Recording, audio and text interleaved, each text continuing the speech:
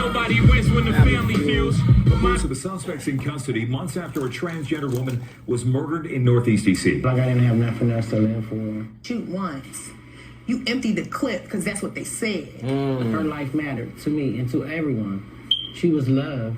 If she wasn't loved by the world, she was loved by us, and we accepted her for who she was. My baby back, but I am going to get justice for my child. That's a trans. And always be true to yourself, stay to yourself, be who you are. Please don't be delusional. I don't care if that's your mama or not. It's 2025. People need to start living in their truths. Imagine having a whole family out. For local authorities where you from getting calls from anonymous people saying you've been talking to trans, and every time they make complaints about abuse, they disappear. But that's what we got here today. You ain't just inconvenience yourself. You inconvenience your wife or your baby mother, the one you live with.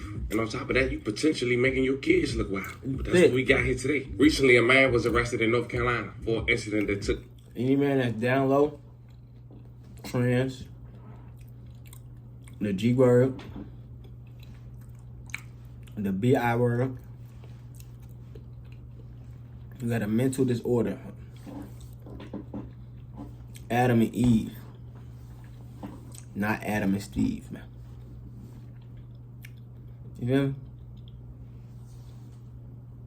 Place back in July 2025 in Washington, D.C., where a trans was gunned down by a man who was trying to talk to a trans, and then his homies called him out on it, and he decided to shoot him after an argument. But after going through his police report, authorities claim, man, they've been getting calls before this incident, saying how we've been talking to people and they disappearing in the process. And this story is important because some people still feel like they need to throw their life away after what they allegedly do in the dark come to the light. It's 2025, man. It's best to be yourself. But today, we're going to lay out the timeline, see the patterns, and figure out where things stand today. Most importantly, we're going to pay our respects to the victim. But before we go over this one, I want you guys to remember, I don't give you no aim. I just give you the story. So with that being said, make sure you like, comment, and subscribe. We're going to jump right to it. On September 10th, 2025, a detective from Rowan County Sheriff's Office in North Carolina had contacted a detective who went by the name of Kennedy with DC Metro Police Department Homicide Unit. They was advised that Detective Kennedy was seeking assistance from the Rowan County Sheriff's Office to get a search warrant for a man that lived in a residence related to an ongoing homicide investigation. They said the incident took place on Saturday, July 5th, 2025 at around 12:40 a.m. A member of the Metropolitan Police Department, 5th District, was flagged down in response to a 28-year-old who was identified as Daquan Dream Johnson, who was gunned down on the 2000 block of Bennett Road Northeast. They found Johnson unconscious, suffering from multiple gunshot wounds, hit with a switch, so of course the victim emptied the clip, transported to a local hospital, made the victim rest in peace and loving condolences to the family. At the time, the police department did not acknowledge Johnson's gender identity or list the incident as a suspected hate crime. But family members and longtime LGBTQ+ activists said they believe that's what provoked the attack. But according to this police report and his indictment, it might be a little more complex than that. Fam, you ever grew up and had somebody who would act the ass in front of somebody they supposed to not like, or they act like they so opposed to being around, to only find out that's something they really like, that's why they acting out? That's pretty much what we got here today. Let me tell you how. First and foremost, the two people he was with had told on him. They didn't even get it. 2 days later, on July 7, 2025, Detective Kennedy was contacted by an individual known to law enforcement, and hereinafter referred to as Tipster 1, who provided information that came from an unidentified source. The unidentified source reported that the decedent, which is the victim, was walking in the 2000 block of Bennett Road Northeast when S1, I'm assuming it's the suspect, said something to the decedent. The two of them began to argue, and S1 shot the decedent. S1 was described as a heavy-set, light complexion, black male with dreads. The unidentified source reported that S1 was with two other males with dreads, and they were wearing black.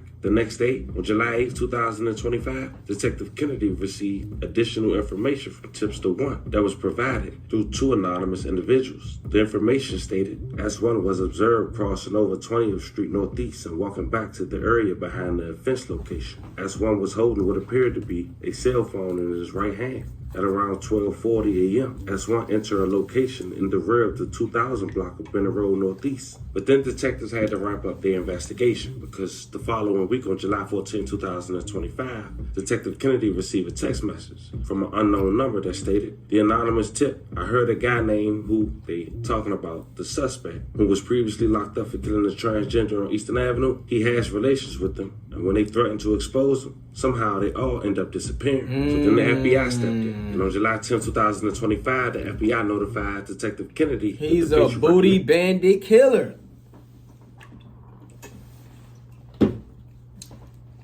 A secret booty bandit killer.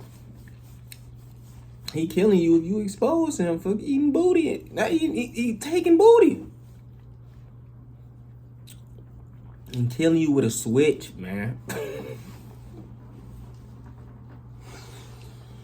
Oh my God. Software produced one likely candidate. He's crazy, man. man. Date of birth. That's a scary individual, folks. Stay away from him. But this is important because the FBI continued that the report of the likely candidate was being provided to be used as an investigative lead only, and that it should not be considered as a positive identification. The FBI provided 2 photographs below of Eager, like the a only dog. likely candidate, and the surveillance video stills from the evening of the homicide. And the reason they had his picture in the database is because on June 19, 2023, following a traffic stop, it was determined that he had an outstanding warrant from the Alexandria Police Department related to apparently failing to appear in a child support case. Authorities believe he had around 5 to 8 kids. Witness 5 mentioned when interviewed that it known S1 to be from Alexandria, Virginia. A review of a portion from the body-worn camera from the arrest on that June 19, 2023 arrest revealed tattooing on the defendant Arrington's left arm that was consistent with what can be observed on the surveillance video on the evening/morning of the homicide. Defendant Arrington's body type and appearance, including his pronounced breasts, which is crazy, are also consistent with the videos depicted, except the defendant Arrington did not have twists in his hair in the 2023 arrest. And that was enough for authorities. By September 11, 2025, Arrington had an arrest warrant for his arrest. But the reason it took too long because at this point, he moved to Salisbury, North Carolina. And that's why the D.C. Police Department had called the Rowe County Sheriffs for an assistant in getting him arrested. Extradited to D.C. When they arrested him, he had another switch on.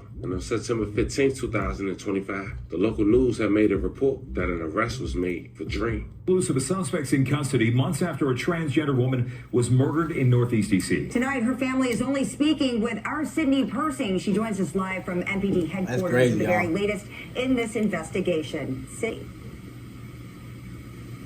Well, Dream Johnson was shot and killed on Benning Road in the beginning of July. Every day since, her family has prayed police would find the person responsible. Now U.S. Marshals say that they have and that they found him in North Carolina. Dream Johnson was only 28 years old when she was shot to death in Northeast on July 5th. I feel like I didn't have nothing else to live for.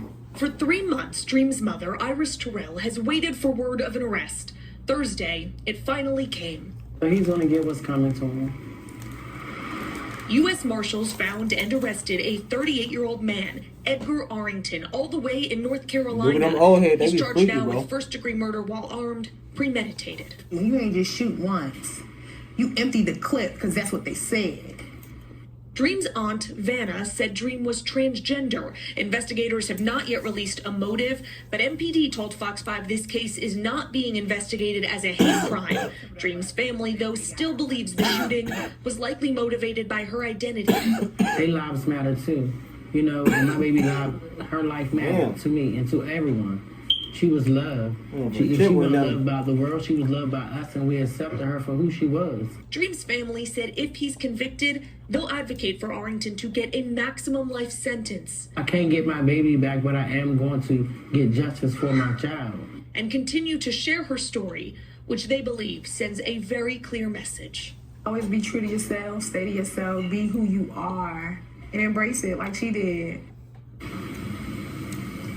Now, Dream's family says that Arrington's arraignment is expected for tomorrow in D.C. They said they'll make sure to be in the courtroom for go that way, B. It's also possible that's when we'll get new information. We should get our hands on court documents, which should include new information, possibly even how investigators tied Arrington to this case and how they tracked him to North Carolina. Jim, Angie. As we wrap this video up, we do want to say rest in peace to the victim once again and love and condolences to the family. Hey, look, Rest in peace, feel man. free to be yourself, man.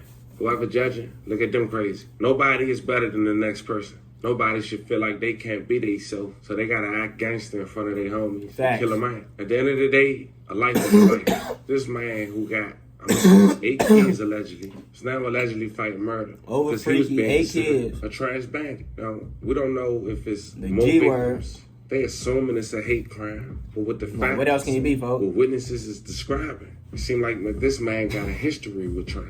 Allegedly. That's just the black and white. He ain't got a history You can with only him. imagine what they assuming. It's a very unfortunate situation. I mean, y'all let me know how y'all feel about this one in the comments. Don't forget to like and subscribe and sit in. I'll catch you guys on it. Y'all leave it down in the comments what y'all think about freaky killer. No, what I say? The freaky booty bandit killer with the switch. Y'all leave it. Y'all leave down what y'all think about, buddy, man. He's wild. Y'all stay blessed. Stay on point. Get to some money, man. Don't be no weird booty bandit like dude. If that's what you rock with, hey, go that way, B. Go that way.